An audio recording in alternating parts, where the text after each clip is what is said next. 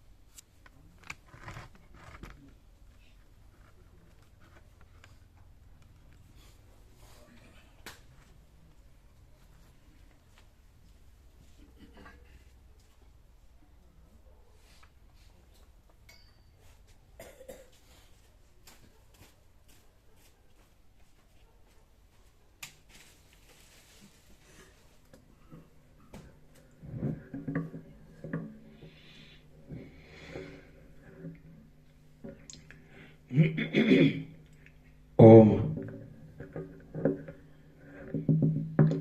ઓમ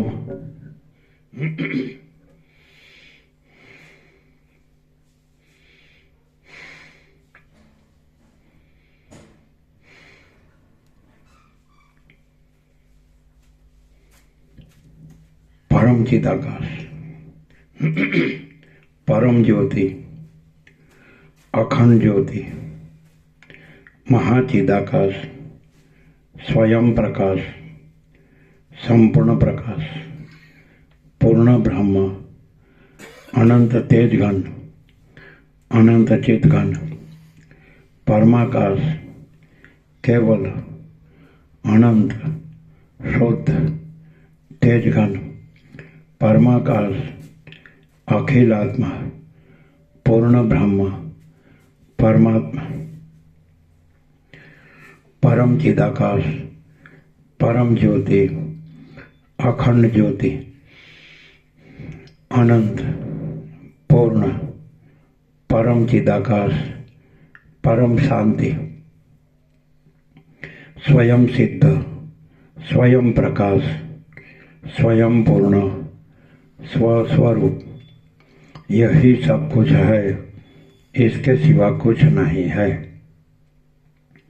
शून्यभास, अनंत कोटि, महाकल्पो है ही नहीं। महाचिदाकाश, स्वयं प्रकाश, संपूर्ण प्रकाश, महाचिदाकाश ज्योति, अनंत, अखंड, अभेद, महाचिदाकाश ज्योति, महातत्व, महासामान्य, महाचिदाकाश, स्वसंवेद्य, सहज निर्विकल्प, महाचिदाकाश, परम कैवल्य, परम शांति, परम चिदाकाश, अनंत, पूर्ण, निरपेक्ष, सत्य, अनंत, संपूर्ण, अपरिघ, निर्भ्रांत, निरपेक्ष, वशिष्ठराम उत्पत्ति, वशिष्ठराम उपशम प्रकरण राउंड 41मो राउंड।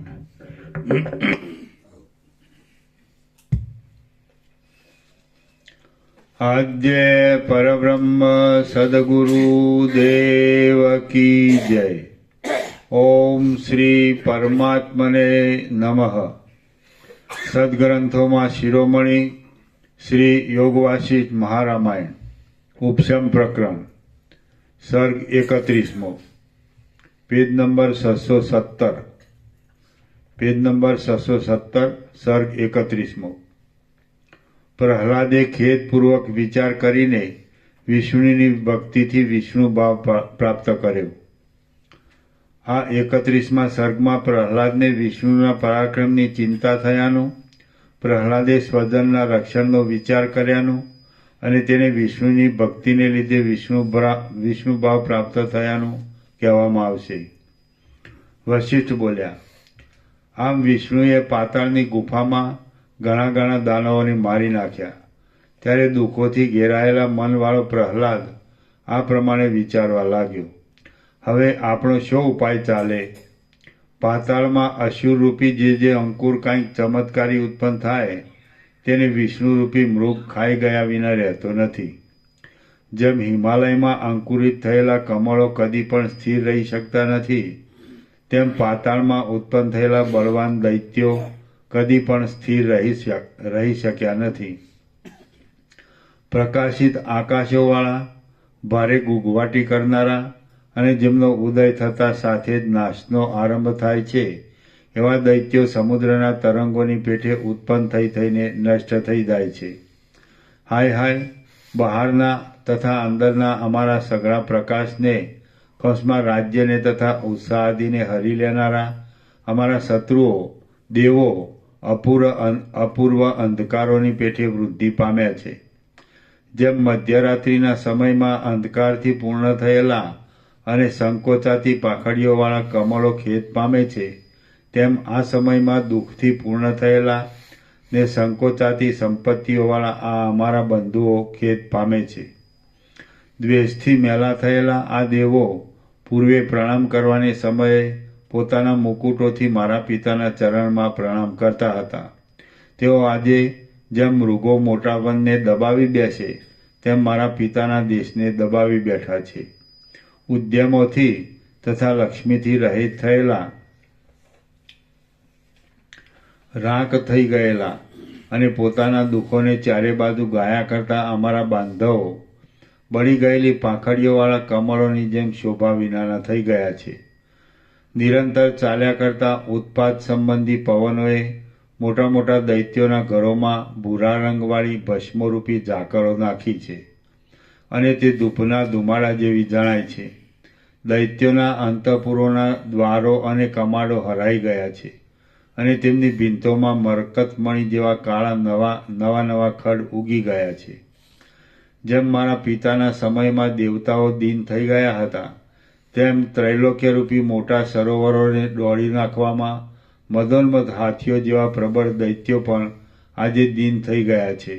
અહો, દૈવને શું અસાધ્ય છે!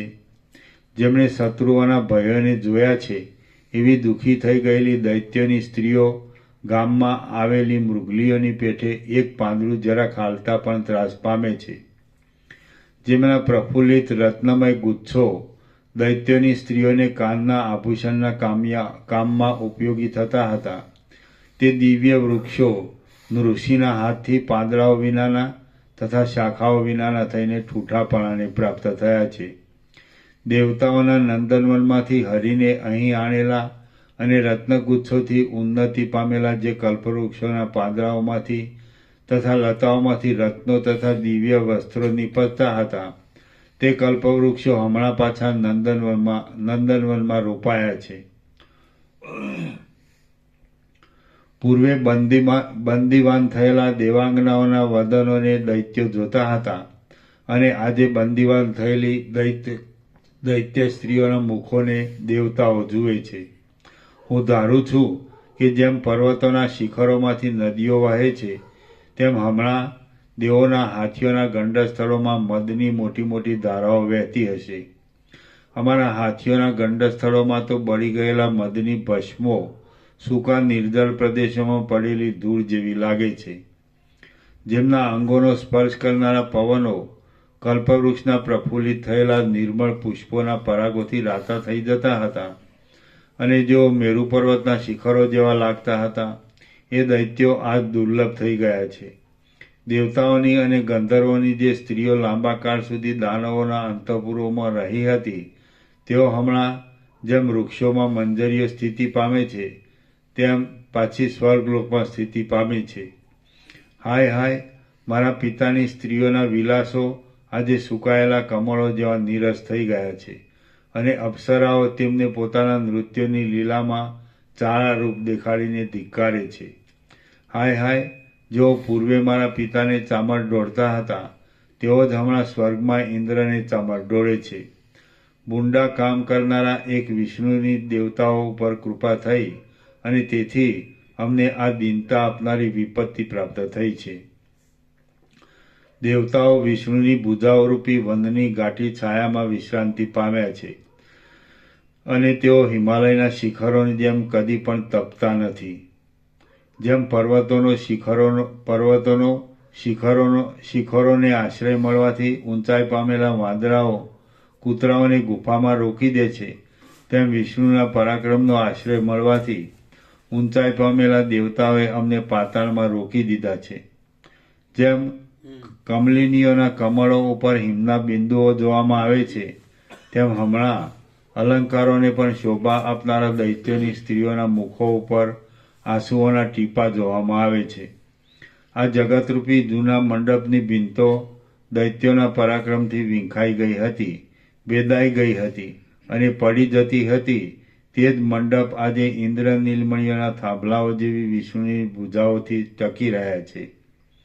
જેમ કાચબાએ ક્ષીરસાગરની અંદર ડૂબી ગયેલા મંદરાચલને બહાર કાઢીને ધારણ કરી રાખ્યો હતો, તેમ વિષ્ણુએ વિપત્તિમાં ડૂબી ગયેલા દેવતાઓના સૈન્યને હમણાં બહાર કાઢીને ધારણ કરી રાખ્યા છે. જેમ પ્રલયકાળનો પવન મેરુ આદિ મોટા મોટા પર્વતોને પાડી દે છે, તેમ વિષ્ણુએ મારા પિતા આદિ સઘળા મોટા મોટા દૈત્યોને પાડી દીધા છે. દેવતાઓના સમૂહને આશ્રય આપનારો અને જેની ભુજાઓનો પ્રતાપરૂપી અગ્નિ સઘળા જગતનો સંહાર કરવામાં પણ સમર્થ છે, એવો એક વિષ્ણુ જ અમને વિષમ થઈ પડ્યો છે. દૈત્યોના હસ્તસમૂહરૂપી વનને કાપી નાખવામાં કુહાડાની ઉપમા ધરાવનારા એ વિષ્ણુના પરાક્રમથી ઇન્દ્ર પરાક્રમશાળી થયો છે અને જેમ વાંદરો બાળકોને કનદગત કરે તેમ તે દાનવોને કનડગત કરે છે.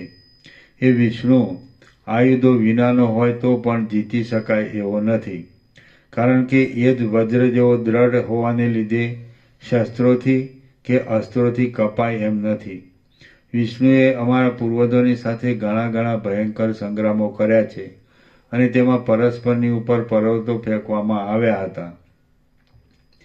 જે વિષ્ણુ તે અત્યંત ભયંકર મોટા અનેક સંગ્રામોમાં પણ ડર્યો નથી, તે આજ અમારાથી ડરે એ તો વાત જ છે. હું ધારું છું કે વિષ્ણુને ખુલ્લી રીતે વશ કરવાનો એક જ ઉપાય છે, એ વિના બીજો એકે ઉપાય નથી. સઘળા પ્રકારની શ્રદ્ધાથી, સઘળા પ્રકારની સમજણથી અને સઘળી ક્રિયાઓના ઉદ્યોગથી તે વિષ્ણુનો જ આશ્રય લેવો. વિષ્ણુનો આશ્રય લીધા વિના બીજી એકેય ગતિ નથી. વિષ્ણુ જગતની ઉત્પત્તિનું, સ્થિતિનું અને પ્રલયનું પણ કારણ છે. તેનાથી અધિક આખા બ્રહ્માંડમાં બીજો કોઈ પણ નથી. આ ક્ષણથી માંડીને હું હવે એ અજન્મા નારાયણને શરણે જાઉં છું. હું પોતે સર્વ દેશમાં, સર્વકાળમાં અને સર્વ વસ્તુઓમાં નારાયણ રૂપ જ છું. જેમ પવન આકાશમાંથી કદી પણ દૂર થતો નથી, તેમ સઘળા મનોરથોને સિદ્ધ કરનારો નમો નારાયણાય એ મંત્ર મારા હૃદયમાંથી કદી પણ દૂર થશે નહીં. દિશાઓ પણ વિષ્ણુ છે, આકાશ પણ વિષ્ણુ છે, પૃથ્વી પણ વિષ્ણુ છે અને સઘળું જગત વિષ્ણુ છે. તેથી હું પણ અપ્રમેય સ્વરૂપવાળો વિષ્ણુ છું. હું વિષ્ણુરૂપ જ થઈ ગયો છું. વિષ્ણુ થઈને વિષ્ણુનું પૂજન કરવું એમ શાસ્ત્રમાં કહ્યું છે. માટે વિષ્ણુ થયા વિના જો કોઈ વિષ્ણુનું પૂજન કરે તો પૂજનનું ફળ પ્રાપ્ત થાય નહીં. હા, હું પોતે વિષ્ણુ છું. જે વિષ્ણુ છે તે પ્રહલાદ છે અને જે પ્રહલાદ છે તે વિષ્ણુ છે. મારાથી જુદો બીજો કોઈ વિષ્ણુ નથી. એવો મારા મનમાં નિશ્ચય થવાને લીધે હું સર્વવ્યાપક છું. આ અનંત આકાશમાં મોટા ઘેરાવાથી રહેલો અને સુવર્ણ સરખા અંગોવાળો આ ગરુડ મારા આસનરૂપ થયેલો છે.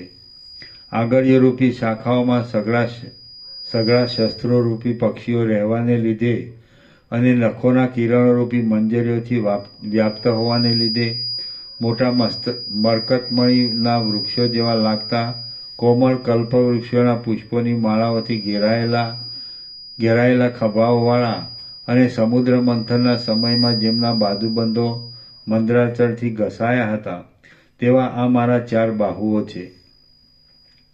ચલાયમાન થતા ચંદ્રની કળાઓના સમૂહ જેવા સુંદર ચામરને ધારણ કરનારી અને ક્ષીરસાગરના ગર્ભમાંથી નીકળેલી આ લક્ષ્મી મારા પડખામાં છે.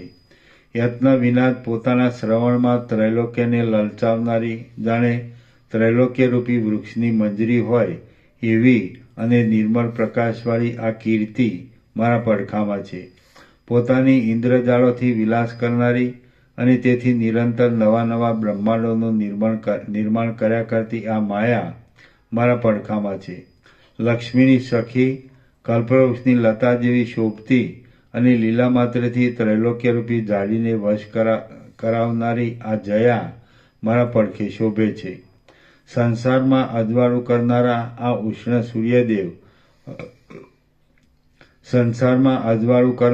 આ ઉષ્ણ સૂર્યદેવ અને શીતળ ચંદ્રદેવ મારા નેત્રરૂપ છે. ઇન્દિવર નામના કમળના જેવી શ્યામ, જળથી ભરેલા મેઘ જેવી સુંદર અને સઘળી દિશાઓને શ્યામતાથી સંયુક્ત કરનારી અમારા શરીરની કાંતિ ફેલાયેલી છે. ધ્વનિવાળો હોવાને લીધે દેહધારી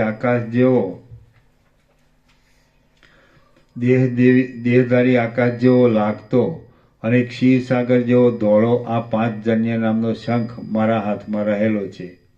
નાભિરૂપી ખાડામાંથી ઉત્પન્ન થયેલું અને જેની કર્ણિકામાં બ્રહ્મારૂપી ભ્રમર રહેલો છે એવું આ સુશોભિત કમળ મારા હાથમાં છે. રત્નોથી વિચિત્ર લાગતા અંગોવાળી મેરુ પર્વતના શિખર જેવી અને દૈત્યોનું તથા દાનવોનું નિકંદન કરનારી આ કૌમોદકી નામની મોટી ગદા મારા હાથમાં છે. સૂર્યના જેવા આકારવાળું, ચમકતા કિરણોવાળું, જ્વાળાઓથી આસપાસના ભાગોને વ્યાપ્ત કરનારું અને શત્રુઓના રુધિરથી ખરડાયેલું હોવાને લીધે સઘળી દિશાઓને રાતા દેખાવવાળી કરનારું આ સુદર્શન ચક્ર મારા હાથમાં છે. ધુમાડાની રેખાઓવાળા અગ્નિ જેવું સુંદર લાગતું, પ્રજ્વલિત, શ્યામ કાંતિવાળું, દૈત્યરૂપી વૃક્ષોને કુહાડા સમાન થયેલું અને ભક્તજનોને આનંદ આપનારું આ નંદક નામનું ખડગ મારા હાથમાં છે. જેમ પ્રલયકાળનો પુષ્કરાવર્તક નામનો મેઘ જળની ધારાઓને વરસાવે છે, તેમ બાણોની ધારાઓને વરસાવનારું શેષનાગ જેવું લાંબુ અને ઇન્દ્રના ધનુષ્યની પેઠે વિચિત્ર લાગતું આ સારંગ નામનું ધનુષ્ય મારી પાસે છે. આ પાર વિનાના ભૂત, ભવિષ્ય અને વર્તમાનકાળના અનેક બ્રહ્માંડોને હું મારા ઉદરમાં અનાદિકાળથી ધારણ કરી રહ્યો છું. આ પૃથ્વી મારા પગરૂપ છે, આ આકાશ મારા મસ્તકરૂપ છે, આ બ્રહ્માંડ મારા શરીરરૂપ છે અને આ દિશાઓ મારી કુખરૂપ છે. મેઘના ગર્ભના જેવી શ્યામ કાંતિવાળો, પહાડ જેવા ગરુડ ઉપર બિરાજેલો અને શંખ, ચક્ર તથા ગદાને ધારણ કરનારો સાક્ષાત વિષ્ણુ આ હું છું. જેમ ચંચળ સંસારવાળા ખડના સમૂહો પવનથી ભાગી જાય છે, તેમાં સઘળા દુષ્ટ ચિત્તવાળા શત્રુઓ મારાથી નાસી જાય છે. નીલકમળના જેવો શ્યામ પીળા વસ્ત્રોવાળો, ગદાને ધારણ કરનારો, વક્ષસ્થળમાં લક્ષ્મીવાળો અને ગરુડ ઉપર આરૂઢ થયેલો આ હું પોતે જ સાક્ષાત વિષ્ણુ છું. હું ત્રૈલોક્યને બાળી નાખવામાં સમર્થ છું. મારી સામે કયો શત્રુ આવી શકે એમ છે? જેમ પ્રચંડ પ્રલયકાળના અગ્નિની સામે પતંગિયો આવે તો તે મરણ પામવાને માટે જ આવે, તેમ મારી સામે કોઈ શત્રુ આવે તો તે મરણ પામવાને માટે જ આવે. જેમ મંદ પ્રભાવો ચક્ષુને રોકી શકે નહીં, તેમ મારી આગળ ઊભેલા આ દેવતાઓ અને દૈત્યો મારા તેજના પ્રસારને રોકી શકતા નથી. હું સર્વલોકોનો ઈશ્વર સાક્ષાત વિષ્ણુ છું. આ બ્રહ્મા, ઇન્દ્ર, અગ્નિ તથા રુદ્ર આદિ દેવતાઓ ઘણા મુખોમાંથી નીકળતા અનંત વચનોથી મારી સ્તુતિ કરે છે. અત્યંત વૃદ્ધિ પામેલા ઐશ્વર્યવાળો હું સાક્ષાત વિષ્ણુ રૂપ થયો છું. હું મારા વાસ્તવિક સ્વભાવથી તો સુખ દુઃખાદી સઘળા દ્વંદ્વોથી રહિત છું. આ જે મારું વિષ્ણુ સ્વરૂપ છે તેને હું પ્રણામ કરું છું. તેના ઉદરની અંદર સઘળું બ્રહ્માંડ રહ્યું છે. બળાત્કારથી તે સઘળા દુષ્ટ પ્રાણીઓને તોડી નાખનારું છે. વાદળા, પર્વતો, ખડ તથા વન આદિ સઘળા પદાર્થોમાં તે વ્યાપક થઈને રહે છે અને તે સઘળા પ્રકારના ભયોને મટાડનારું છે. શ્રી યોગ વાસિષ્ઠ મહારામાયણમાં ઉપશમ પ્રકરણનો પ્રહલાદ નારાયણી ભાવ નામનો સર્ગ 31મો સમાપ્ત. સર્ગ 32મો. પ્રહલાદે કરેલી વિષ્ણુ પૂજા અને તેથી દેવોને થયેલું આશ્ચર્ય. આ 32મા સર્ગમાં પ્રહલાદે કરેલી વિષ્ણુની માનસિક પૂજા, તે પછી દૈત્યોની સાથે કરેલી બાહ્ય પૂજા અને તે પછી એ વાત સાંભળીને દેવતાઓએ નારાયણને કરેલો પ્રશ્ન કહેવામાં આવશે. વશિષ્ઠ બોલ્યા, હે રામ, એ પ્રમાણે પ્રહલાદે પોતાના શરીરને ભાવનાથી નારાયણ રૂપ કર્યું અને પછી તે નારાયણનું પૂજન કરવાને માટે તેણે નીચે પ્રમાણે ચિંતવન કર્યું. આ મેં કલ્પેલું વિષ્ણુનું જે રૂપ છે તેથી જુદું કોઈ સમષ્ટિ કે વ્યષ્ટિ રૂપ નહીં, પણ મેં હું રૂપ જ કલ્પેલું જે વિષ્ણુનું સ્વરૂપ છે તેનું હું હૃદયમાંથી પ્રાણવાયુના પ્રવાહને માર્ગે બહાર આવાહન કરું છું અને પૂજાની સમાપ્તિ પર્યંત એ વિષ્ણુ જાણે બહાર બિરાજ્યા હોય એમ કલ્પના કરી લઉં છું. એ ગરુડ ઉપર બિરાજેલા છે.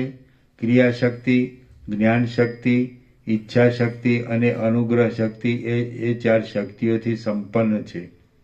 શંખ, ચક્ર, ગદા તથા કમળને ધારણ કરનારા છે. શ્યામ શરીરવાળા છે અને 4 ભુજાઓવાળા છે. એ ચંદ્ર તથા સૂર્યરૂપી 2 નેત્રોવાળા છે. વક્ષસ્થળમાં લક્ષ્મીને ધારણ કરનારા છે. સુશોભિત નંદક નામના ખડગથી ભક્તજનોને આનંદ આપનારા છે. વિશાળ નેત્રોવાળા છે. સારંગ નામના ધનુષ્યને ધારણ કરનારા છે અને મહાકાંતિમાન છે. પ્રથમ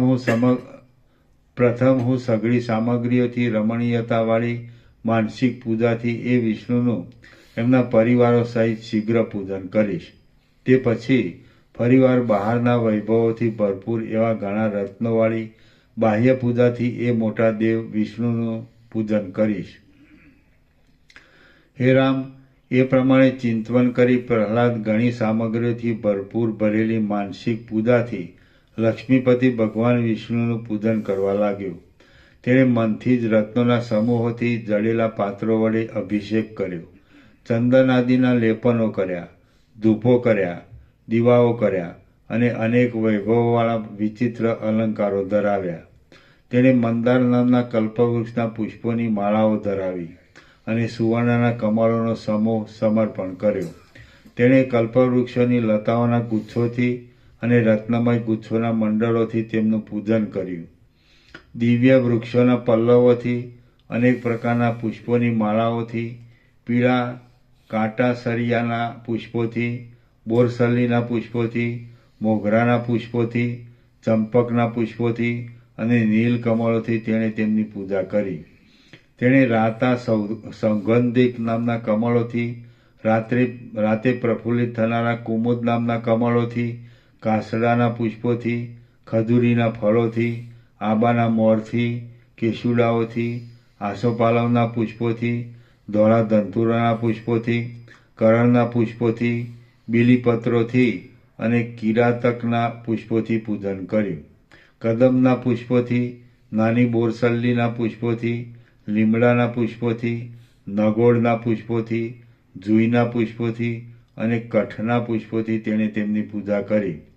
તેણે ગુગળના પલ્લવોથી, ભોરીંગણીના પુષ્પોથી, ગવલાના પુષ્પોથી, રાતી કરેણના પુષ્પોથી, ધાતુઓથી રંગેલા પુન્નાગના પુષ્પોથી, આંબાઓથી, જંગલી આંબાઓથી, ગોરોચનથી, હરડેના પુષ્પોથી અને બહેડાના પુષ્પોથી પૂજન કર્યું. સાલિયા, તાડ તથા તમાલના પલ્લવોથી, પુષ્પોથી તથા લતાઓથી, કોમળ કળીઓના સમૂહોથી અને કેસરથી રંગેલા આંબાના મોરોથી તેણે તેમની પૂજા કરી.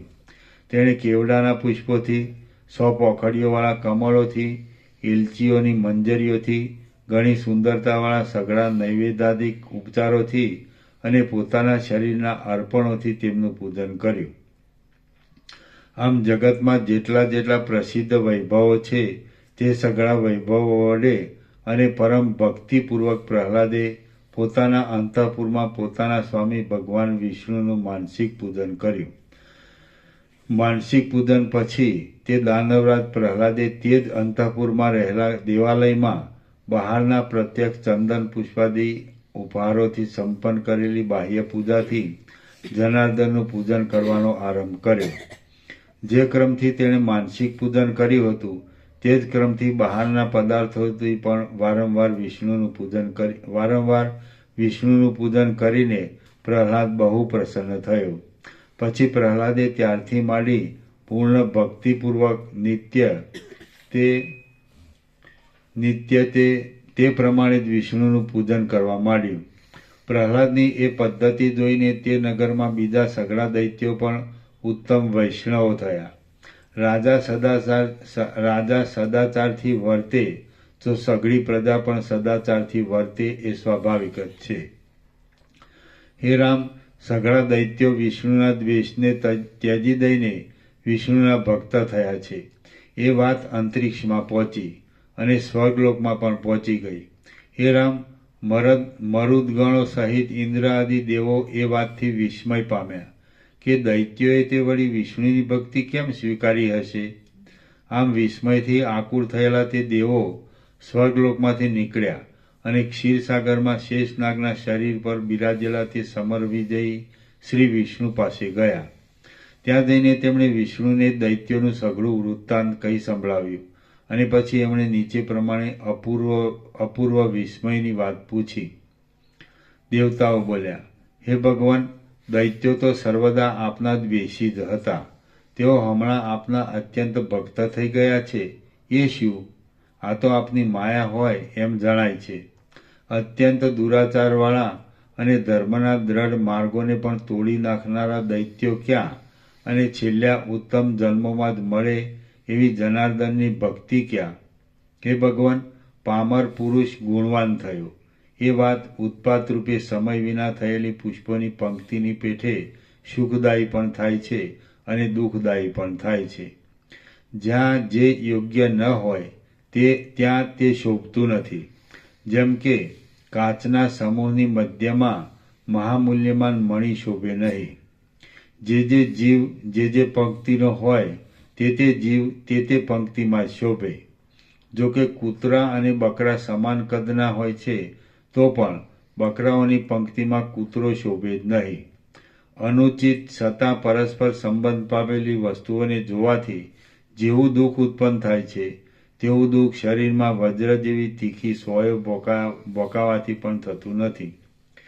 જે પદાર્થ જ્યાં યોગ્યતાથી રહેવો ઘટતો હોય તે પદાર્થ ત્યાં જ શોભે અને ત્યાં જ તે નિંદાને પાત્ર થાય નહીં. કમળ તો જળમાં જ શોભે પણ જમીન ઉપર શોભે નહીં. જો કમળ સ્થળમાં ઉગે તો તે નિંદાને પાત્ર જ થાય. અધમ પામરની રીતભાતવાળો, સર્વદા નીચ કાર્યોમાં રુચિ રાખનારો અને હીન જાતિવાળો તુચ્છ દાનવ ક્યાં અને આપની ભક્તિ ક્યાં? દાનવનો અને આપની ભક્તિનું પરસ્પર ચોકઠું બેસે જ કેવી રીતે? હે પ્રભુ, જેમ કઠિન તથા તપેલી ખારી ધરતીમાં કમલીની ઉગી છે એ વાત અયોગ્ય ઘટનાવાળી હોવાને લીધે સાંભળનારાઓને સુખ આપતી નથી, તેમ દૈત્ય વિષ્ણુનો ભક્ત થયો છે એ વાત પણ અમને સુખ આપતી નથી. શ્રી યોગ વાસિષ્ઠ મહારામાયણમાં ઉપશમ પ્રકરણનો વિબુધ વાક્ય નામનો સર્ગ 32મો સમાપ્ત. સર્ગ 33મો. પ્રહલાદે વિષ્ણુ ભગવાનની સ્તુતિ કરી. આ 33મા સર્ગમાં ભગવત ભક્તિને લીધે પ્રહલાદને વિવેક આદિ ગુણોનો ઉદય થયાની અને ભગવાનને પ્રસન્ન થયેલા જોઈ પ્રહલાદે તેમની સ્તુતિ કર્યાની કથા કહેવામાં આવશે. વશિષ્ઠ બોલ્યા, પછી હે રામ, જેમ અત્યંત વેગથી ટહુકાર કરતા મયુરોના સમૂહને મેઘ વરસાદ દ્વારા પ્રત્યુત્તર આપે તે અત્યંત કોપથી બૂમો પાડીને પૂછવા દેવતાઓના તે સમૂહને શ્રી વિષ્ણુએ નીચે પ્રમાણે સાંત્વનાયુક્ત પ્રત્યુત્તર આપ્યો. ભગવાન બોલ્યા, હે દેવતાઓ, પ્રહલાદ ભક્તિવાળો થયો છે એ વિષયમાં તમે ખેદ પામો નહીં, કેમ કે અરિદમન પ્રહલાદ મોક્ષને જ યોગ્ય છે અને તેનો આ છેલ્લો જ જન્મ છે. જેમ બળી ગયેલું બીજ ફરી અંકુરરૂપ સ્થિતિને ધારણ કરતું નથી, તેમ એ પ્રહલાદ હવે પછી ગર્ભવાસમાં જવાનો જ નથી. સદ્ગુણોવાળો પુરુષ સદ્ગુણોથી રહિત થઈ જાય તો એ અનર્થની વાત કહેવાય છે, પણ દુર્ગુણોવાળો પુરુષ સદ્ગુણોવાળો થાય તો એ વાત ઉત્તમ ગણવામાં આવે છે. હે દેવો, તમે પોતપોતાના વિચિત્ર સ્થાનોમાં જાઓ. પ્રહલાદમાં જે ગુણવાનપણું થયું છે તેથી તમને દુઃખ થવાનું નથી. વશિષ્ઠ બોલ્યા, હે રામ, જેમ જળાશયના કિનારે ઉત્પન્ન થયેલા તમાલનો નીલગુચ્છ જળાશયના તરંગોમાં અંતર્ધાન થઈ જાય છે, તેમ વિષ્ણુ ભગવાન દેવતાઓને આટલા વચન કહીને ક્ષીરસાગરના તરંગોમાં અંતર્ધાન થઈ ગયા. જેમ મંદરાચળે ઉછાળેલા ક્ષીર સમુદ્રમાંથી ઉડીને જળકણો પાછા ક્ષીરસાગરમાં જાય, તેમ વિષ્ણુને પૂછવાની ઈચ્છાથી સ્વર્ગમાંથી સમુદ્રમાં ગયેલા દેવતાઓ વિષ્ણુનું પૂજન કરીને પાછા સ્વર્ગમાં ગયા. ત્યાર પછી દેવતાઓ પ્રહલાદના સ્નેહી મિત્રો થઈ ગયા, કેમ કે મોટા પુરુષોને જેના ઉપર વિશ્વાસ હોય તેના ઉપર બાળકોનું મન પણ વિશ્વાસ રાખે એ સ્વાભાવિક જ છે. અત્યંત ભક્તિવાળો પ્રહલાદ તો એ જ રીતે મનથી, ક્રિયાથી તથા વચનથી દેવાધિદેવ વિષ્ણુનું પૂજન કરવામાં તત્પર રહેવા લાગ્યો. પૂજનમાં તત્પર રહેનારા એ પ્રહલાદના વિવેક, સંતોષ, વૈરાગ્ય અને વૈભવ આદિ સદ્ગુણો કાળે કરીને વૃદ્ધિ પામ્યા. માણસ જેમ સુકાયેલા ઝાડને જોઈને રાજી થાય નહીં, તેમ એ પ્રહલાદ ભોગોના સમૂહને જોઈને રાજી થતો નહોતો. જેમ મૃગ માણસોની ભીડવાળી ભૂમિઓમાં રુચિ રાખે નહીં, તેમ એ પ્રહલાદ સ્ત્રીઓમાં રુચિ રાખતો નહોતો. એ પ્રહલાદને લોકચર્ચામાં જરા પણ રુચિ રહી નહીં. તેને કેવળ શાસ્ત્રાર્થના કથનમાં જ રુચિ ઉત્પન્ન થઈ.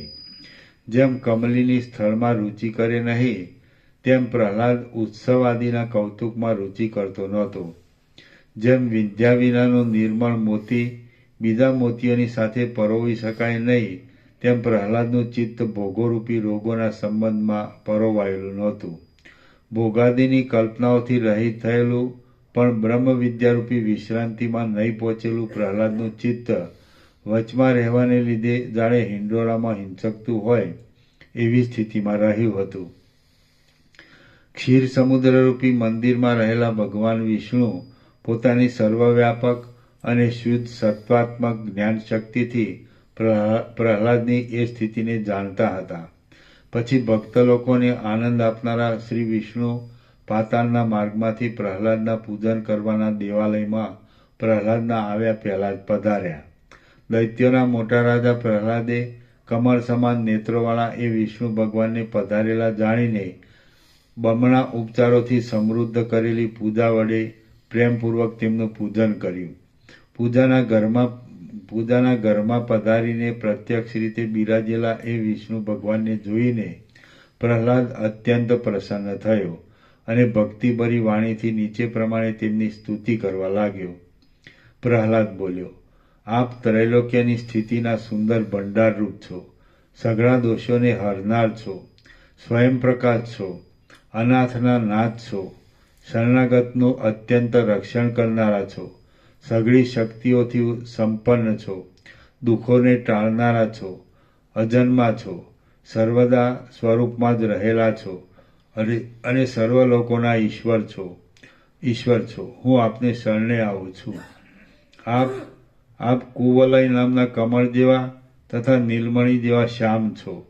શરદ ઋતુથી નિર્મળ થયેલા આકાશના ગર્ભ જેવા શ્યામ છો. ભ્રમરોની, અંધકારની તથા કાજળની કાંતિ જેવા કાંતિવાળા છો અને કમળને, ચક્રને તથા ગદાને ધારણ કરનારા છો. હું આપને શરણે આવું છું. આપ નિર્મળ છો, ભ્રમરના સમૂહ જેવા શ્યામ તથા સુકોમળ અંગોવાળા છો. ધોળી પાંખડીઓવાળા ધોળી પાખડીઓવાળા કમળની કળી જેવા શંખને ધારણ કરનારા છો. નાભી કમળમાં વેદરૂપી ગુંજારવ કરનારા બ્રહ્મારૂપી ભ્રમણને ધરનારા છો અને ભક્તજનોના હૃદય કમળોની પાખડીઓમાં રહેનારા છો. હું આપને શરણે આવું છું. આપ શરદ ઋતુનો આકાશ છો.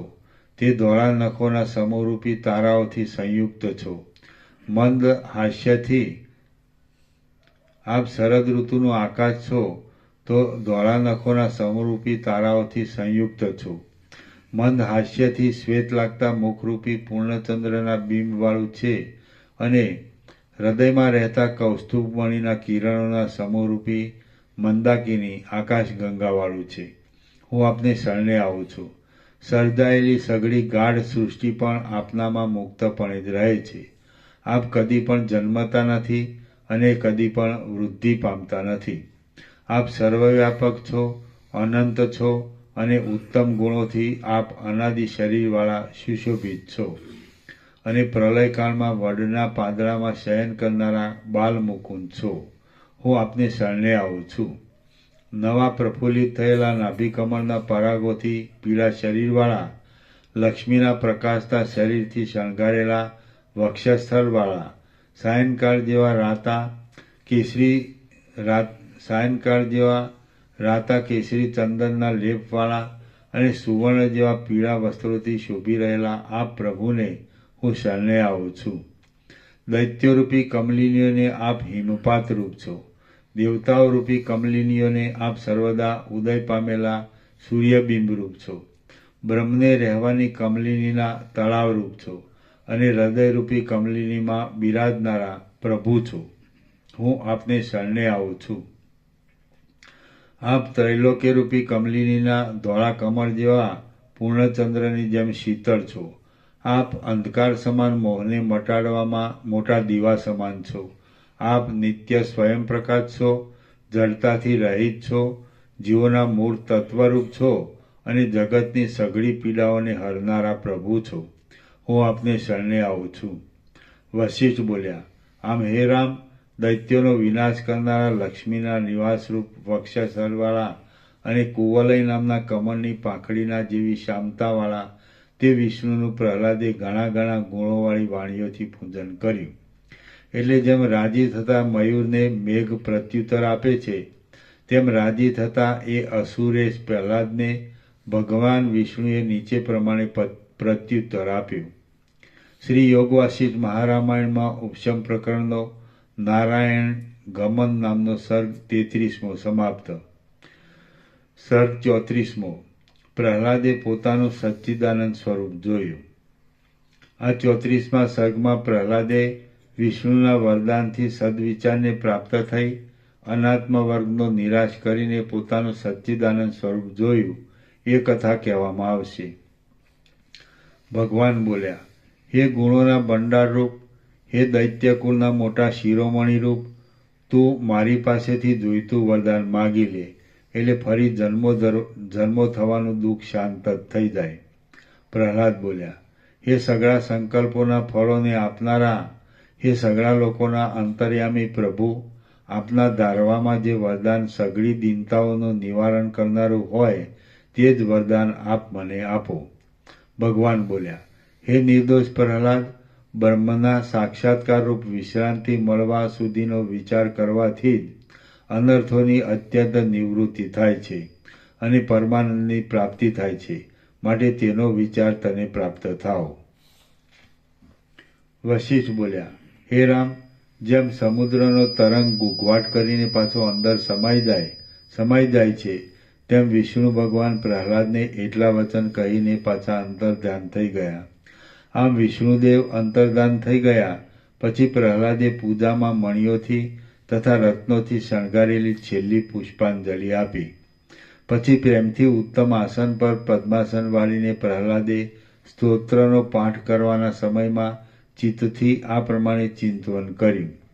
સંસારનું નિવારણ કરનારા વિષ્ણુ ભગવાને મને કહ્યું કે તું વિચારવાળો થા.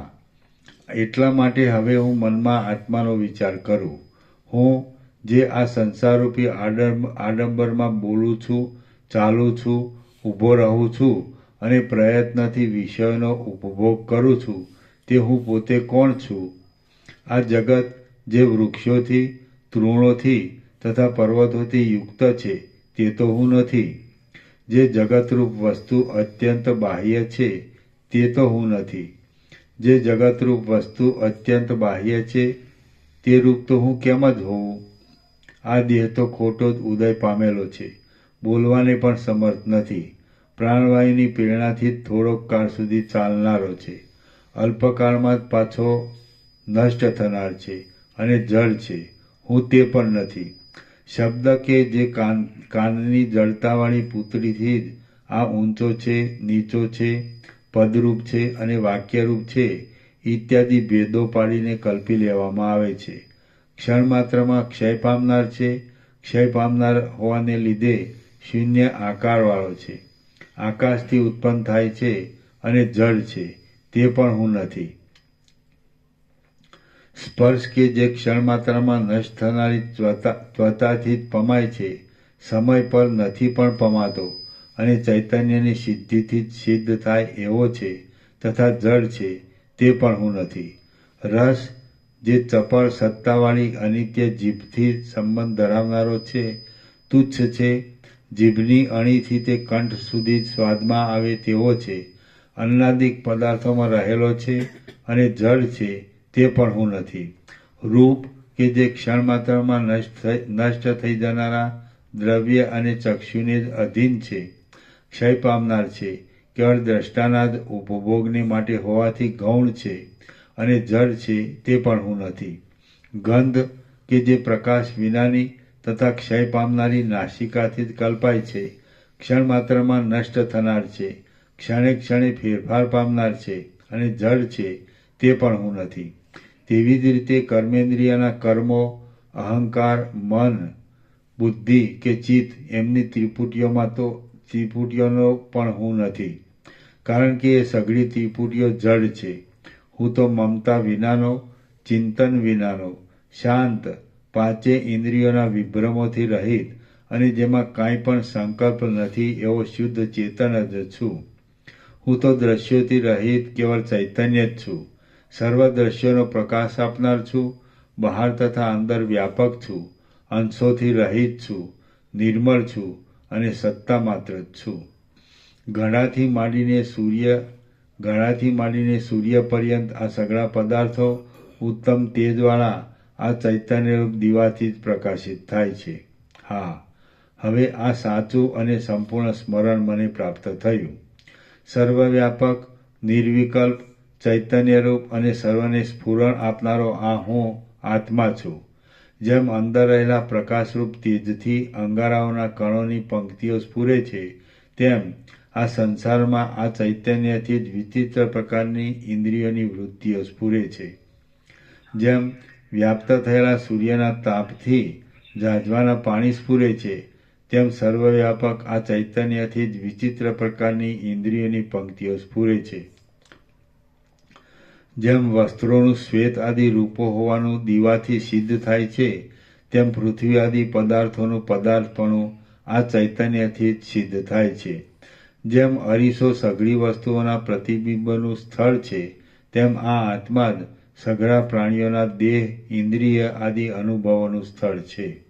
આ એક નિર્વિકલ્પ ચૈતન્યરૂપી દીવાના અનુગ્રહથી જ સૂર્ય ઉષ્ણ છે, ચંદ્ર શીતળ છે, પર્વત ઘનરૂપ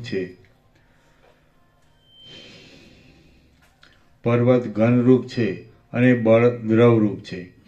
આકાશમાંથી વાયુ થયો, વાયુમાંથી તેજ થયું, તેજમાંથી જળ થયું અને જળમાંથી પૃથ્વી થઈ ઇત્યાદિ ક્રમથી અનુભવમાં આવેલા સઘળા પદાર્થોની ઉત્પત્તિ સંબંધી વ્યવસ્થાનું મુખ્ય કારણ તે વ્યાપક ચૈતન્ય જ છે. ચૈતન્યનું કારણ બીજું કોઈ પણ નથી. જેમ પૃથ્વી આદિનું તપ્તપણું સૂર્યના તાપથી જ ઉદય પામે છે, તેમ ક્રમથી અનુભવમાં આવતા સઘળા પદાર્થોનું પદાર્થપણું આ આત્માથી જ ઉદય પામે છે. જેમ હિમથી જ શીતળપણું ઉત્પન્ન થયું છે, તેમ વાસ્તવિક રીતે નિરાકાર અને અવિદ્યાથી સઘળા કારણોના કારણરૂપ આ આત્માથી આ જગત ઉત્પન્ન થયું છે. બ્રહ્મા, વિષ્ણુ, ઇન્દ્ર અને રુદ્ર આદિ આ જગતની સ્થિતિના કારણરૂપ છે, પણ તેમનું પણ આદિ કારણ આ ચૈતન્ય જ છે. ચૈતન્યનું કારણ બીજું કોઈ નથી. આ હું સાક્ષીથી પ્રકાશતા દ્રષ્ટા અને દ્રશ્ય ઇત્યાદિ નામોથી રહિત છું અને નિત્ય સ્વયં પ્રકાશ છું. હું તેને જ પ્રણામ કરું છું. આત્માથી જુદી સત્તા વિનાના આ સઘળા પદાર્થો એ સર્વના અધિષ્ઠાનભૂત નિર્વિકલ્પ ચિદાત્મામાં જ ઉત્પન્ન થયા કરે છે, રહે છે અને પાછા લીન થાય છે. આ ચૈતન્યરૂપ જે અંતરાત્મા છે તે જે વસ્તુનો સંકલ્પ કરે છે તે વસ્તુ સર્વત્ર ઉત્પન્ન થાય છે. એ વસ્તુ સૂક્ષ્મરૂપથી કારણમાં રહેલી હોય તો પણ આત્માના સંકલ્પ વિના પ્રકટ થાય નહીં. ચૈતન્ય જે વસ્તુને સ્ફુરણ તથા સત્તા આપીને સંકલ્પથી પ્રકટ કરે છે તે જ વસ્તુ વ્યવહારના વિષયપણાને પ્રાપ્ત થાય છે. ચૈતન્ય જે વસ્તુને સ્ફુરણ તથા સત્તા આપીને સંકલ્પથી પ્રકટ કરતું નથી તે વસ્તુ કદાચ હોય તો પણ નષ્ટ જ છે. આ ઘટપટ આદિ વિકારોવાળી જગત સંબંધી અનેક પ્રકારની પદાર્થોની પંક્તિઓ આ ચિદાકાશરૂપી મોટા અરીસામાં સંકલ્પથી જ જોવામાં આવે છે. સંકલ્પ વૃદ્ધિ પામે તો એ વસ્તુઓ વૃદ્ધિ પામે છે અને સંકલ્પ ક્ષય પામે તો એ વસ્તુઓ ક્ષય પામે છે. જેમ સૂર્યનું પ્રતિબિંબ અનિર્વચનીય છે તેમ આત્મામાં રહેલું આ કાર્યકારણરૂપ જગત પણ અનિર્વચનીય છે. આ ચૈતન્ય જો કે સઘળા પ્રાણીઓને અદ્રશ્ય છે તો પણ જેમનું ચિત્ત ગલિત થયું હોય છે તેમને તે દ્રશ્ય છે. મહાત્મા પુરુષો જ આ અતિ નિર્મળ પરમ ચિદાકાશને જુએ છે. મહાત્મા પુરુષો જ આ અતિ નિર્મળ પરમ ચિદાકાશને જુએ છે. વ્યવહારોરૂપી ભ્રમરોવાળી અનેક દ્રશ્યરૂપી આ સુંદર મંજરી આ આત્મારૂપી વૃક્ષમાંથી ઉદય પામે છે. જેમ વિચિત્ર પ્રકારના વૃક્ષ તથા ઝાડાવાળી વનોની પંક્તિ પર્વતમાંથી ઉદય પામે છે તેમ આ સંસારરૂપી ચપળ રચના આ ચૈતન્યમાંથી જ ઉદય પામે છે. બ્રહ્માંડમાં રહેનારા બ્રહ્માથી માંડીને તે તૃણ પર્યંતના પદાર્થમાં જે સત્તા અને સ્ફુરણ છે તે આત્મામાં જ છે. માટે સર્વમાં આ એક જ ચિદાત્મા પ્રકાશે છે. આ હું એક જ છું, સર્વમાં વ્યાપક છું અને સઘળા સ્થાવર જંગમોની અંદર અનુભવ રૂપે રહ્યો છું. હું જે ચૈતન્ય છું તેના જ આ સંખ્યા આદિથી રહિત એવા સ્થાવર જંગમ નામના ઘણા ઘણા શરીરો છે. મારાથી અન્ય કોઈ અનુભવ ઘટતો નથી. એથી આ હું એક જ સ્વયંપ્રકાશ અનુભવરૂપ છું. દ્રષ્ટા, દર્શન અને દ્રશ્ય આદિ સઘળી ત્રિપુટીઓ મારાથી જ પ્રકાશે છે. માટે સર્વના હસ્તોથી હું હજારો હસ્તોવાળો છું અને સર્વના નેત્રોથી હું હજારો નેત્રોવાળો છું. સર્વના હસ્તો એ જ મારા હસ્તો છે અને સર્વના નેત્રો એ જ મારા નેત્રો છે. આ હું જ આકાશમાં સુંદર સૂર્યરૂપે વિહાર કરું છું અને હું જ આકાશમાં વાયુરૂપે વિહાર કરું છું. સર્વ અવયવોમાં શાંતાવાળા શંખ, ચક્ર તથા ગદાને ધારણ કરનારા અને સંપૂર્ણતાવાળા સઘળા સૌભાગ્યની પરાકાષ્ઠારૂપ આ વિષ્ણુ રૂપે હું જ જગતમાં વ્યવહાર કરું છું. કમળરૂપી આસન પર બેસનારા, નિર્વિકલ્પ સમાધિમાં રહેનારા દૂધ પ્રસાદ આવ્યો. કમળરૂપી આસન પર બેસનારા, નિર્વિકલ્પ સમાધિમાં રહેનારા અને પરમ આનંદને પ્રાપ્ત થયેલા બ્રહ્મા રૂપે હું એ જ વિષ્ણુની નાભીમાં ઉત્પન્ન થયેલો છું. હું જ ત્રિનેત્ર મૂર્તિથી ગૌરીના મુખ કમળને ચુંબન કરતો ભ્રમર છું. જેમ કાચબો પોતાના અંગોને સમેટી લે છે તેમ હું જ સૃષ્ટિના અંત સમયે આ જગતને સમેટી લઉં છું. જેમ તપસ્વી પૂર્વના ક્રમથી પ્રાપ્ત થયેલા પોતાના મઠને પાળે છે તેમ હું જ મન્વંતરના ક્રમથી પ્રાપ્ત થયેલા આ ત્રૈલોક્યના સઘળા રાજ્યને ઇન્દ્ર રૂપે પાળું છું. સઘળા દેહોને ધારણ કરનારા હોવાને લીધે સ્ત્રી પણ હું છું, પુરુષ પણ હું છું અને વૃદ્ધ પણ હું છું. હું જ સર્વ સ્વરૂપે થયેલો છું. હું જ સર્વ સ્વરૂપે થયેલો છું. જેમ કૂવો પોતાની ભૂમિમાંથી લતાને પ્રકટ કરે છે તેમ રસ રૂપે રહેલો હું જ પોતાના સ્વરૂપભૂત ચૈતન્યરૂપી ભૂમિમાંથી ખડ, લતાઓ અને ઝાડાને પ્રકટ કરું છું. જેમ બાળક પોતાની રમતને માટે કાદવનું રમકડું બનાવે છે, તેમ મેં મારી લીલાને માટે આ જગતના આડંબરરૂપી રમકડું બનાવ્યું છે. આ સર્વ દ્રશ્યોમાં હું જ વ્યાપક છું. મને પ્રાપ્ત થઈને દ્રશ્યોની સત્તા અદૃશ્ય થઈ જાય છે. મને પ્રાપ્ત થઈને દ્રશ્યોની સત્તા અદૃશ્ય થઈ જાય છે. મેં પોતાના તત્વને સમજીને છોડી દીધેલું આ જગત વ્યવહારમાં રહે છે તો પણ કાંઈ જ નથી. હું રૂપી મોટા ચૈતન્યમય અરીસામાં જે તે પ્રતિબિંબિત થયું છે તે સગળું મારાથી જુદું છે જ નહીં. કાંઈ પણ મારાથી જુદું હોવાનો સંભવ જ નથી. હું જ પુષ્પોમાં સુગંધરૂપ છું અને પુષ્પોમાં તથા પાંદડાઓમાં કાંતિરૂપ હું જ છું. કાંતિમાં જે રૂપ છે તે હું છું અને રૂપમાં પણ જે અનુભવ છે તે હું જ છું. આ સ્થાવર જંગમ જગતરૂપ જે કાંઈ દ્રશ્ય છે તે સઘળાના અધિષ્ઠાનરૂપ અને સઘળા સંકલ્પોથી રહિત પરમ ચૈતન્ય તત્વ હું જ છું. જે પહેલી રસ શક્તિ છે તે જ જળના સમૂહરૂપ થાય છે. પછી જળના સમૂહરૂપ થયેલ એ જ શક્તિ વૃક્ષોમાં શાખાઓ આદિની ઉત્પત્તિના કારણરૂપે તથા ભીંતોમાં ખડ આદિની ઉત્પત્તિના કારણરૂપે ફેલાયેલી છે. તે જ પ્રમાણે હું સઘળા પદાર્થોમાં તે કાર્યોની ઉત્પત્તિના કારણરૂપે ફેલાયેલો છું. હું સર્વ પદાર્થોની અંદર ઉત્કૃષ્ટ સત્તારૂપે રહેલો છું અને પોતાના સંકલ્પથી શરીરોમાં પ્રવેશ કરીને જુદા જુદા જીવો રૂપે દેખાવ આપું છું. જેમ દૂધની અંદર ઘી રહેલું છે અને જળની અંદર રસ રહેલો છે, તેમ સઘળા પદાર્થોની અંદર હું જ સત્તારૂપે અને સ્ફુરણ રૂપે રહેલો છું. જેમ ખડ, કાષ્ઠ તથા ઢેફા આદિ સઘળું પૃથ્વીમાં રહેલું છે, તેમ ભૂત, ભવિષ્ય અને વર્તમાનકાળનું આ જળ જગત મારા સ્વરૂપમાં જ એક ભાગમાં રહેલું છે. સઘળી દિશાઓના અવકાશોમાં ભરપૂર રહેલો, જરા પણ સંકોચરૂપી વિભ્રમથી રહિત, સર્વમાં રહેલો અને સર્વનો કરતા હું જ વ્યષ્ટિ રૂપે તથા સમષ્ટિ રૂપે રહેલો છું. અહો, શસ્ત્રોથી દેવોનો નાશ કર્યા વિના જ અને ઇન્દ્રને બાંધી લીધા વિના જ આ જગતનું અપૂર્વ અને વિસ્તીર્ણ રાજ્ય વગર માગે મને મળી ચૂક્યું. અહો, હું અત્યંત વિશાળ સ્વરૂપવાળો છું. જેમ કલ્પના અંતે પવને ચલાયમાન કરેલો પ્રલય સાગર પોતાનામાં સમાય નહીં, તેમ હું પણ પોતાથી પોતામાં સમાતો નથી. જેમ ક્ષીરસાગરમાં ફરનારો અલ્પગતિવાળો સર્પ ક્ષીરસાગરના અંતને પામે નહીં, તેમ સ્વસ્થ અને અંદર પોતાની મેળે નિરતિશય આનંદરૂપે અનુભવમાં આવેલા મારા સ્વરૂપમાં રહેલો હું મારા સ્વરૂપના અંતને પામતો નથી. આ મારા સ્વરૂપમાં કલ્પાયેલી બ્રહ્માંડરૂપી ગુફા તો બહુ જ નાની અને સાંકડી છે, કારણ કે જેમ હાથી બીલામાં સમાય નહીં, તેમ મારું વિસ્તીર્ણ સ્વરૂપ આ બ્રહ્માંડમાં સમાતું નથી. મારું રૂપ બ્રહ્મલોકથી પેલી પાર અને બ્રહ્મલોકની પણ ઉપર રહેલા સઘળા તત્વોની પણ પેલી પાર આગળ વધતું જાય છે. તે હજી સુધી પાછું વળતું નથી.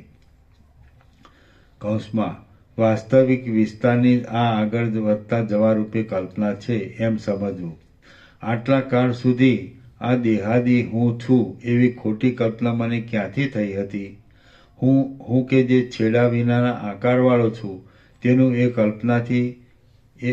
એ કલ્પનાથી તો સ્વલ્પપણું થઈ ગયું હતું.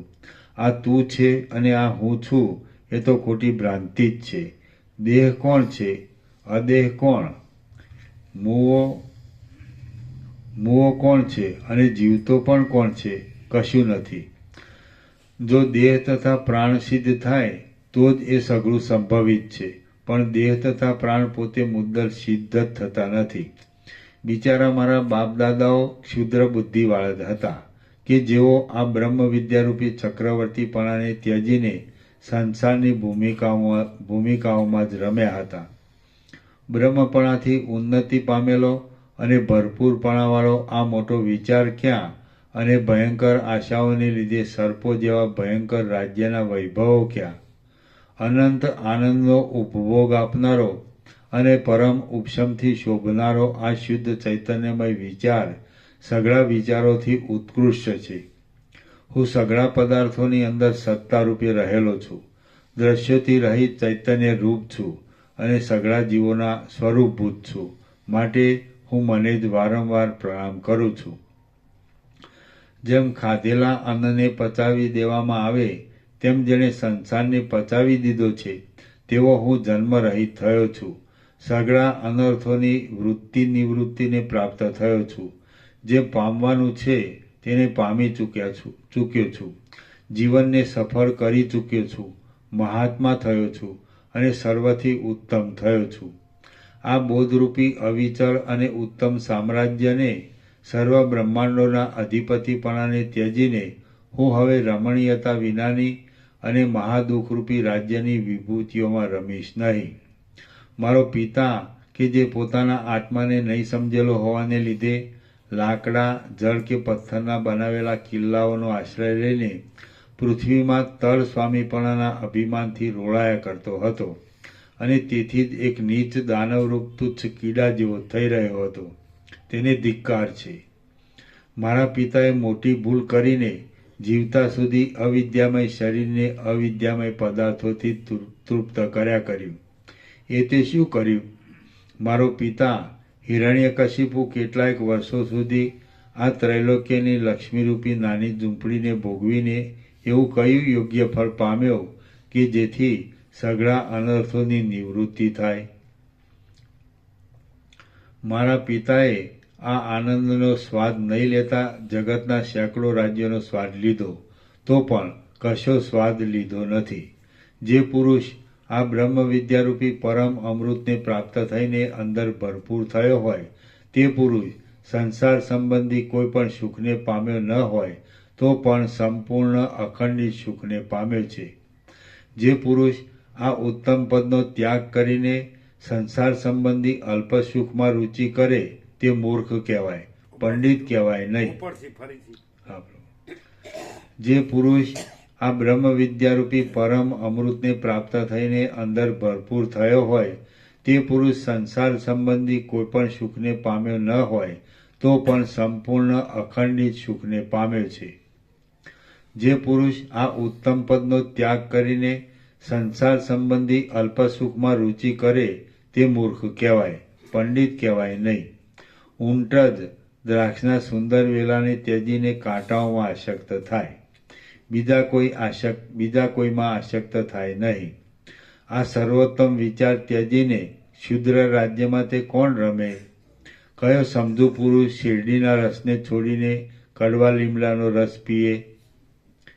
મારા સઘળા બાપદાદાઓ મૂર્ખ જ હતા, કારણ કે તેઓ આ વિચારને ત્યજીને રાજ્યના સંકટમાં જ રમ્યા હતા. આ જ્ઞાન સંબંધી શીતળ વિચારો ક્યાં અને દેહાદિક ભોગ્ય પદાર્થોમાં અહમતા મમતાઓ ક્યાં? પ્રફુલ્લિત નંદનવનના પ્રદેશો ક્યાં અને સૂર્યના કિરણોથી બળેલા નિર્જન દેશના પ્રદેશો ક્યાં? જેથી રાજ્યની ઈચ્છા પણ કાંઈ રહે નહીં તેવું સઘળું સંપૂર્ણ સુખ આ ચૈતન્યમાં જ છે. તો એ ચૈતન્ય તત્વનો અનુભવ શા માટે કરવો નહીં? ચૈતન્ય કે જે સર્વમાં રહેલું છે, સ્વસ્થ છે, સમ છે, નિર્વિકાર છે અને સર્વરૂપ છે, તેથી સર્વકાળમાં સઘળી રીતનું સંપૂર્ણ સુખ સારી પેઠે મળે છે. કારણ કે સ્વસ્થ, સમ અને નિર્વિકાર એવું એ પરમ ચૈતન્ય જ પોતાના સંકલ્પ માત્રથી સૂર્યના પ્રકાશની શક્તિને, ચંદ્રની અમૃતમય શક્તિને, બ્રહ્માની મહત્તા શક્તિને, ઇન્દ્રની ત્રૈલોક્યની સત્તા શક્તિને, સદાશિવની આનંદપૂર્ણ શક્તિને, વિષ્ણુની ઉત્કૃષ્ટ શક્તિને, મનની શીઘ્ર ગતિવાળી શક્તિને, વાયુની બળવાન શક્તિને, અગ્નિની દાહક શક્તિને, જળની તૃપ્ત કરનારી શક્તિને, મુનિઓની મોટા તપની સિદ્ધિ શક્તિને, બૃહસ્પતિની વિદ્યા શક્તિને, દેવોની આકાશ ગતિની શક્તિને, પર્વતોની સ્થિર શક્તિને, સમુદ્રની ગંભીર શક્તિને, મેરુની અત્યંત ઊંચાપણારૂપી શક્તિને, બૌદ્ધોની શાંતિપૂર્ણ દયાળુ શક્તિને, મદિરાના મદથી ચપળતા કરનારી શક્તિને, વસંત ઋતુની પુષ્પમય શક્તિને, વર્ષા ઋતુની વાદળાના ગડગડાટવાળી શક્તિને, વૃક્ષોની માયાવી શક્તિને, આકાશની નિર્લેપ શક્તિને, હિમની શીતળ શક્તિને અને ઉનાળાની તપ્ત શક્તિને ઉત્પન્ન કરનાર છે. એવી જ રીતે બીજી પણ ઘણી દેશ કાળ તથા ક્રિયાઓને લગતી અને અનેક આકારોવાળા પદાર્થોથી ઉઠતી ભૂત ભવિષ્ય તથા વર્તમાન શક્તિઓ એ ચૈતન્યથી જ છે. જેમ સૂર્યની પ્રભા વાંકાચૂકા પદાર્થોમાં પડીને વાંકીચૂકી દેખાતા છતાં પણ વાસ્તવિક રીતે વાંકાચૂકાપણા વિનાની અને એકરૂપ જ છે, તેમ ચૈતન્ય સઘળી શક્તિઓ રૂપે ગોઠવાઈને ભેદવાળું દેખાતા છતાં પણ ભેદથી રહિત છે અને એકરૂપ જ છે. જેમ સઘળી દિશાઓમાં રહેનારા તે કાળ સંબંધી ઘણા પદાર્થોનો પ્રકાશ સૂર્યના પ્રભાવથી થયો હતો, થાય છે અને થશે, તેમ સંસારમાં રહેલી તે કાળ સંબંધી દ્રશ્યોની સઘળી દશાઓનો દેખાવ એ નિર્મળ અને વ્યાપક ચૈતન્યથી થયો હતો, થાય છે અને થશે. ત્રણેય કાળના પદાર્થોની સેંકડો કલ્પનાઓને કરનારું છતાં પણ જેમાં કાળનો કોઈ પ્રકારનો ભેદ લાગુ પડતો નથી એવું અને સંકલ્પોને લીધે અનંત બ્રહ્માંડો રૂપે ફેલાયેલું એ વ્યાપક શુદ્ધ ચૈતન્ય પરિપૂર્ણ જ છે. ત્રણેય કાળમાં અનંત દ્રશ્યોના અનુભવ રૂપે જણાતા તે ચૈતન્યમાંથી ત્રણેય કાળના કલ્પિત દ્રશ્યોને દૂર કરી નાખતા અખંડ અનુભવ જ અવશેષ રહે છે કે જે સમતા કહેવાય છે અને પૂર્ણતા પણ કહેવાય છે. મીઠા રસનો અને કડવા રસનો એક કાળમાં અનુભવ કરવામાં આવતા મીઠા રસનો પણ અનુભવ થયો અને કડવા રસનો પણ અનુભવ થયો એમ કહેવાય છે. તો હવે એમાંથી અનુભવની ઉપાધિઓરૂપ એ બંને રસનો ત્યાગ કરતા એકલો અનુભવ જ અવશેષ રહે છે કે જે અનુભવ ચૈતન્યનું સ્વરૂપ છે અને બંને રસને સરખી રીતે લાગુ પડે છે. જેમ ઉપર કહ્યા પ્રમાણે મધના મીઠા રસને અને લીમડાના કડવા રસને અનુભવરૂપ ચૈતન્ય સરખી રીતે લાગુ પડ્યું, તેમ સઘળા પદાર્થોને પણ એ અનુભવરૂપ ચૈતન્ય સરખી રીતે લાગુ પડે છે. કેમ કે તે ઉપાધિઓનો ત્યાગ કરતા એકલો અનુભવ જ અવશેષ રહે છે. ચૈતન્ય કે જે સૂક્ષ્મ છે, સર્વ પદાર્થોમાં ગૂંથાયેલું છે, સત્તારૂપ છે અને મુખ્ય અદ્વૈતરૂપ છે, તે જો પદાર્થોને પરસ્પરથી જુદા પાડનારા ભેદોના સંકલ્પોને ત્યજી દઈને એક જ કાળમાં સઘળા પદાર્થોને જુએ તો એકબીજાની સાથે સંબંધ ધરાવનારા પદાર્થો વિચિત્ર છતાં પણ એક રૂપે જ અનુભવમાં આવે છે. હવે ભેદોના સંકલ્પનો ત્યાગ કરવાનો ઉપાય હું કહું છું તે સાંભળો. કોઈ પણ દ્રશ્ય છે જ નહીં એમ દ્રશ્ય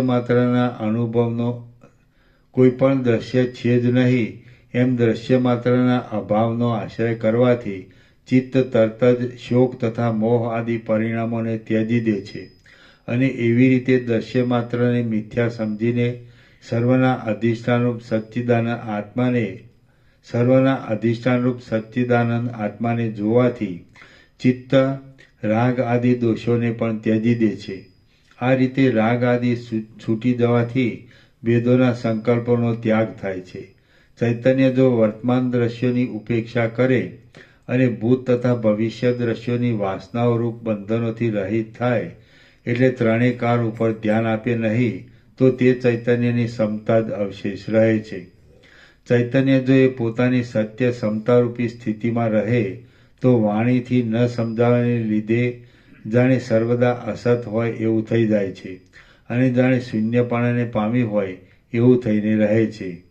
એ ચૈતન્ય આત્મા કહેવાય છે તથા બ્રહ્મ પણ કહેવાય છે.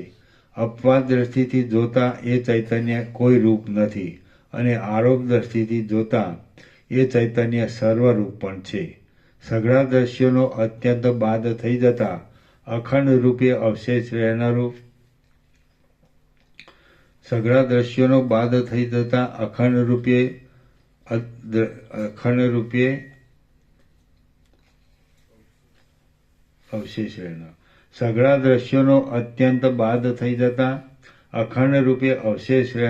એ ચૈતન્ય એ પરમ ચૈતન્ય છે. તે જ મોક્ષ એ નામથી કહેવામાં આવે છે. જેમ પડળવાળું નેત્ર મંદ પ્રકાશવાળું હોવાને લીધે કોઈ પદાર્થના સ્વરૂપને બરાબર જોઈ શકતું નથી, તેમ એ આત્મા જો સંકલ્પોથી યુક્ત હોય તો મંદ પ્રકાશવાળો થવાને લીધે આ જગતના પોતાથી અભિન્નપણાને જોઈ શકતો નથી. જે આત્મા પોતામાં સારા અને નરસા સંકલ્પો રૂપી મેલોવાળો હોય તે આત્મા જેમ પાસથી બંધાયેલું પક્ષી આકાશમાં ચડી શકતું નથી તેમ બ્રહ્મ વિદ્યામાં ચડી શકતો નથી. આ જે લોકો છે તેઓ જેમ આંધળા પક્ષીઓ જાળોમાં પડે છે તેમ સંકલ્પોની ભાંજગળને લીધે જ મોહરૂપી જાળોમાં પડેલા છે.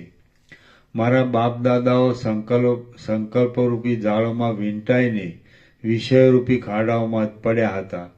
તેથી તેઓએ આ ઉપદ્રવો વિનાનો માર્ગ જોયો જ નહોતો.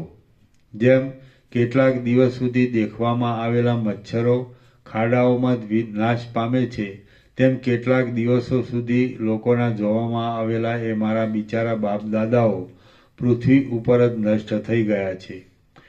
ભોગોરૂપી દુઃખોને જ માગનારા એ દુર્બુદ્ધિવાળા લોકો જો આ તત્વને સમજ્યા હોત તો જન્મ મરણરૂપી ઊંડી ખાડીઓમાં પડત નહીં.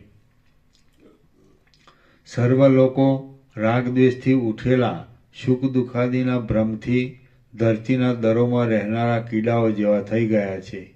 જે પુરુષના આ સારું છે અને આ ખરાબ છે એવા આકારોવાળા સંકલ્પરૂપી ઝાંઝવાના જળ સત્ય જ્ઞાનરૂપી વરસાદથી શાંત થઈ ગયા હોય તે પુરુષનું જીવવું સફળ છે. આ શુદ્ધ અને અખંડ નિર્મળ સ્વરૂપવાળા ચૈતન્યમાં સંકલ્પો સંભવે જ કેમ? નિર્મળ ચાંદનીમાં જરા પણ ગરમ પ્રકાશ સંભવે જ કેવી રીતે? મુદ્દલ સંભવે જ નહીં, માટે છે જ નહીં. એવી રીતનો સત્યબોધ પ્રાપ્ત થવાથી સંકલ્પો શાંત થઈ જાય છે. હું રૂપ આત્મા કે જે અખંડ ચૈતન્ય રૂપ છે તેને હું પ્રણામ કરું છું. જગતને પ્રકાશ આપવામાં મણિની ઉપમા ધરાવનારા હે દેવ આત્મા, અહો તમે ઘણે કાળે જાણવામાં આવ્યા છો.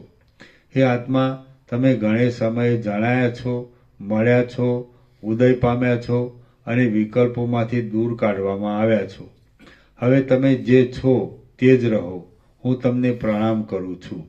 હે આત્મા, હું રૂપ તમે કે જે અંત વિનાના છો, હું રૂપ તમે કે જે આનંદ રસથી ભરપૂર છો, હું રૂપ તમે કે જે બ્રહ્માદિના પણ પ્રકાશક છો અને હું રૂપ તમે કે જે સર્વથી ન્યારા પરમાત્મા છો.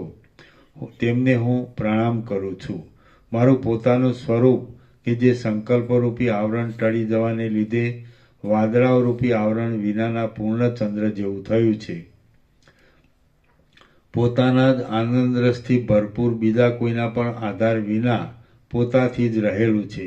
સ્વયં પ્રકાશ છે અને સ્વતંત્ર છે. તેને હું પ્રણામ કરું છું.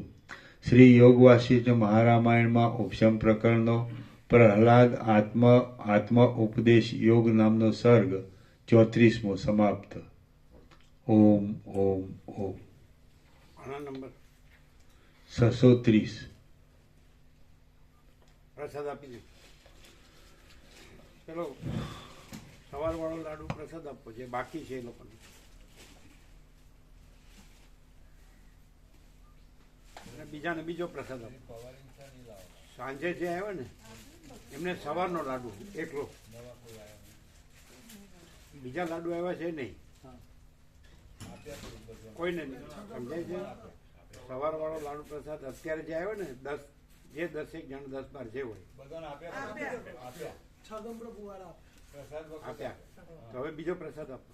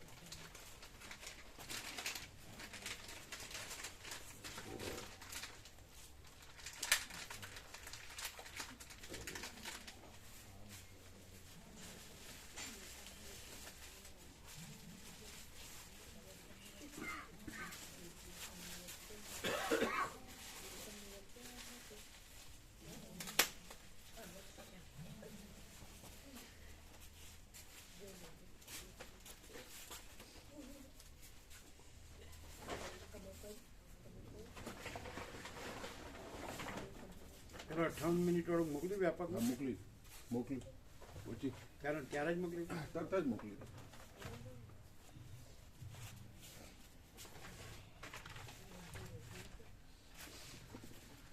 દેખાડજો અંદર બતાવ. વ્યાપકમાં.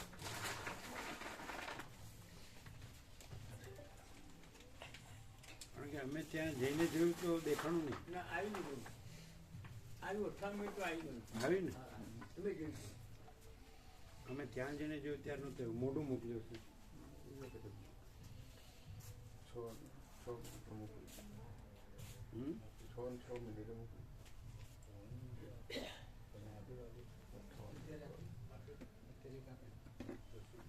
સંભળાય ચોખ્ખું? હા ચોખ્ખું સમજાય. થોડું જેવું પણ ક્લિયર હોય.